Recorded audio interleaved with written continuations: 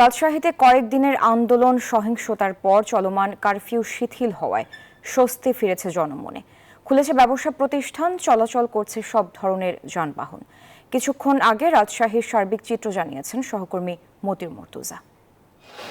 চিরচেনা রূপে ফিরছে রাজশাহীর জনজীবন। আমরা সকাল 10টার পর থেকেই দেখেছি যে কারফিউ শিথিল হওয়ার পর থেকে রাজশাহীর রাস্তাঘাট কিন্তু চিরচেনা রূপে ফিরছে। ব্যবসা প্রতিষ্ঠান খুলছে, রিক্সা চালক সহ যারা শ্রমজীবী মানুষ রয়েছেন তারা কাজের সন্ধানে বের হচ্ছেন। এবং আমরা রিক্সা চালকদের সাথেও কথা বলেছি, তারা বলছেন যে তারা আগের রূপে ভাড়া পাচ্ছেন, যাত্রীর সংখ্যাও বাড়ছে। আর রাজশাহীর ক্ষুদ্র এবং মাঝারি ব্যবসায়ী যারা রয়েছেন তারা বলছেন গতকালকে থেকে তারা দোকানপাট খোলা রাখছেন এবং বেচা বিক্রি শুরু হয়েছে। তবে কারফিউর আগের অবস্থার মতো না হলেও কিন্তু আগামী রবিবার বা শনিবার থেকে কিন্তু স্বাভাবিক অবস্থায় ফেরার তারা প্রত্যাশা করছেন।